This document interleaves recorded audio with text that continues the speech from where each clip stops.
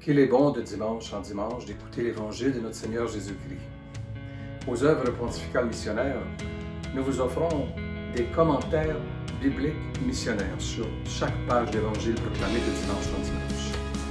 Il est bon de découvrir avec ces commentaires-là, comme jamais, je dirais, notre mission de disciples missionnaires que nous sommes.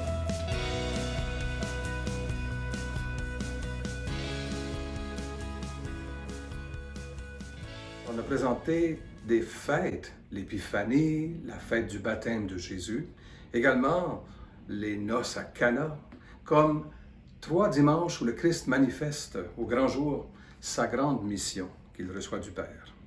Et en même temps, qu'on embrasse nous autres, les disciples missionnaires. Donc, par exemple, je m'arrête avec ce commentaire biblique, et je ne fais que résumer, du dimanche de la fête du baptême de Jésus. Quelle richesse! Baptême signifie immersion. Et le pape nous invite à, pas trop vite, regarder d'abord la première immersion importante. Le baptême de Jésus, son immersion est d'abord et avant tout une immersion existentielle, dit-il, dans le peuple. Avant de s'immerger dans l'eau, Jésus s'immerge dans la foule, dans son peuple. Il s'unit à elle pour assumer pleinement sa condition humaine. Jésus manifeste ainsi, je dirais, la logique, dit François, et le sens de sa mission. Cette immersion totale de Jésus n'est pas seulement avec et dans le peuple, mais aussi pour le peuple. Alors, ça nous fait réfléchir. Notre baptême, nous autres aussi, notre immersion a été un appel à une immersion dans notre peuple. Ne jamais l'oublier, hein? Une immersion au service du peuple, de tous les enfants de Dieu. Bien sûr, notre baptême et la force qu'on en a reçue aussi pour vivre cette immersion. C'est une immersion dans la vie divine trinitaire, nous rappelle le Saint-Père.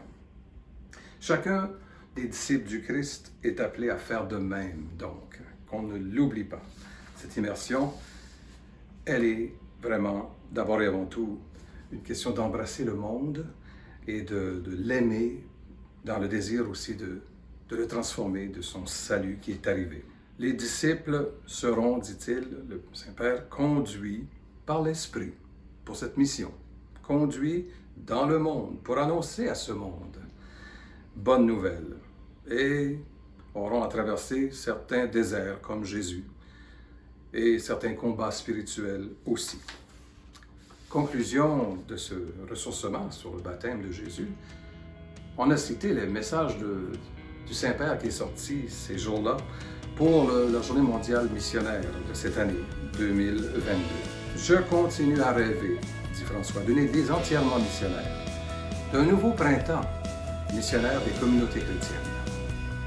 Puissions-nous tous, dans l'Église, être ce que nous sommes déjà en vertu de notre baptême, des témoins, des missionnaires du Seigneur, avec la puissance de l'Esprit Saint jusqu'aux extrémités de la terre.